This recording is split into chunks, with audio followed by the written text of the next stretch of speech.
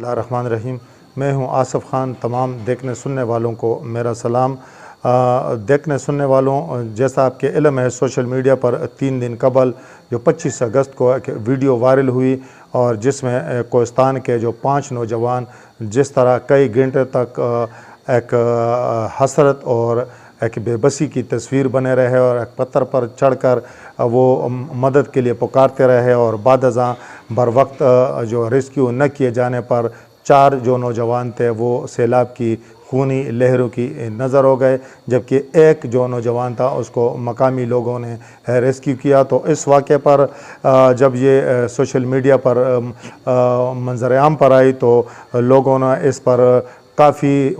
गम और गुस्से का इज़हार किया और एक अफसोसनाक ये एक लम्हा था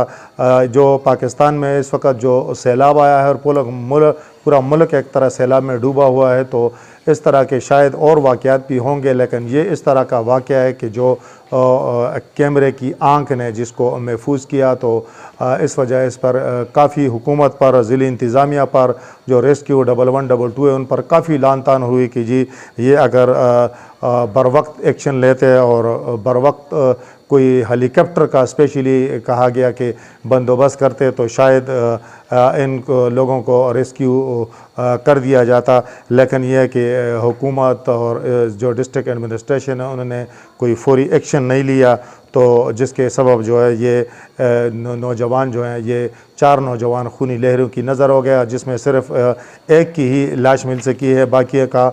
कोई पता भी नहीं चल सका। तो उस वक़्त भी मकामी लोगों का यही कहना था और उनको गिला था कि जी इंतज़ामिया ने इस मामले को संजीदगी से नहीं लिया और उनका ये इस्तिदलाल रहा कि अगर डिस्ट्रिक्ट एडमिनिस्ट्रेशन रेस्क्यू टीमें ये गिलगित या पेशावर से हेलीकॉप्टर के लिए कहती तो 1 घंटे में हेलीकॉप्टर पहुंच जाता और ये लोग वहाँ से इनको बाहिफाजत रेस्क्यू कर लिया जाता, लेकिन इस तरह ना हो सका। तो इस वाक़े के फ़ौरन बाद जो है तो ज़िली इंतज़ामिया और इनकी तरफ से कोई रद्द अमल नहीं आया, लेकिन आज जो है एक डिस्ट्रिक्ट एडमिनिस्ट्रेशन ने एक पूरा एक प्रेस रिलीज़ जारी किया है जिसमें उन्होंने जो सोशल मीडिया पर जिस तरह कहा गया कि जी 5 घंटे तक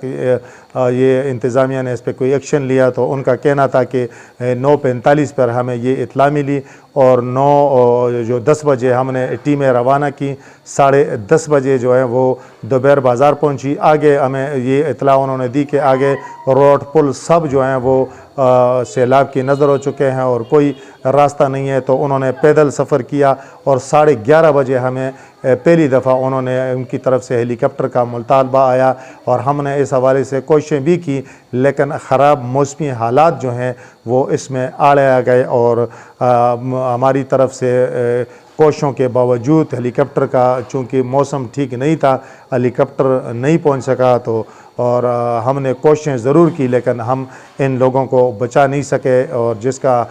बाकी लोगों की तरह हमें भी अफसोस है। वाकई एक अफसोसनाक वाक़या है। ये तो ज़िले इंतज़ामिया का एक मौक़िफ़ है जो हमने आपके सामने पेश कर दिया, लेकिन अगर हम जो PTI के ही जो सोशल मीडिया के हेड हैं डॉक्टर अरसलान खालिद, उसका एक ट्वीट मेरी नज़रों से गुज़रा था, तो उन्होंने कहा कि जी ये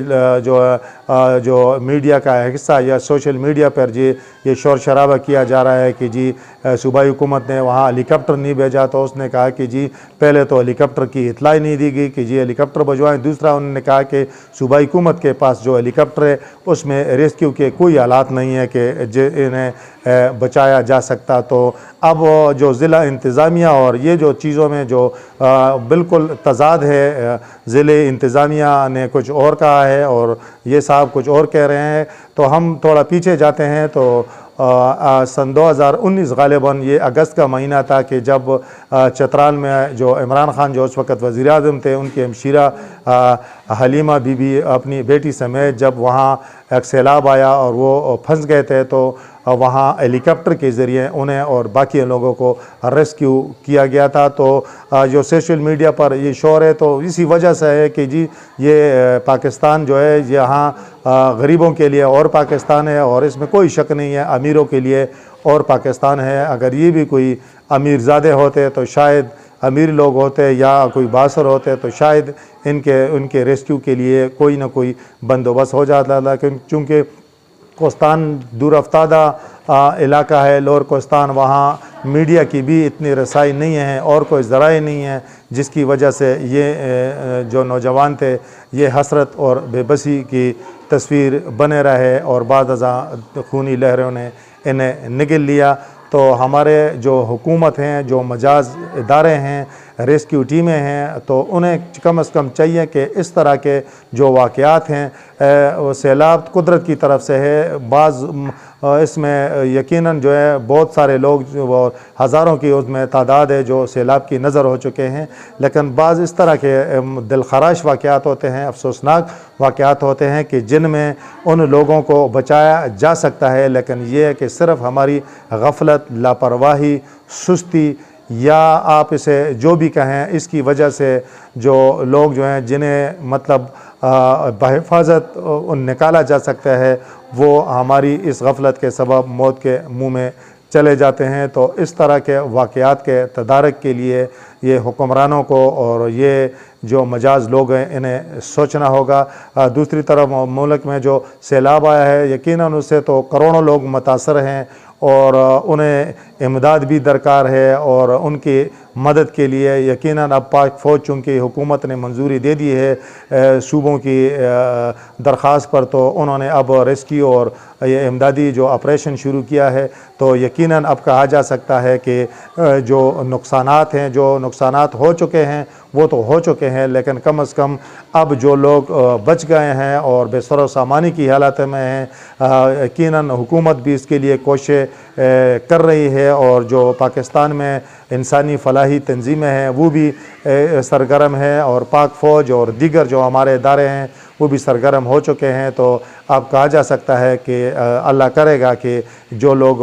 अब बेसर सामानी की हालत में कम से कम उनकी ज़िंदगियाँ बचाने और उनको सर छुपाने की जगह खुराक के लिए कोई ना कोई बंदोबस्त यकीनन होगा और आने वाले दिनों में हमें इस हवाले से कुछ बेहतरी के आसार भी नज़र आएंगे। इस वक्त तक के लिए इतना ही। अल्लाह हाफिज़।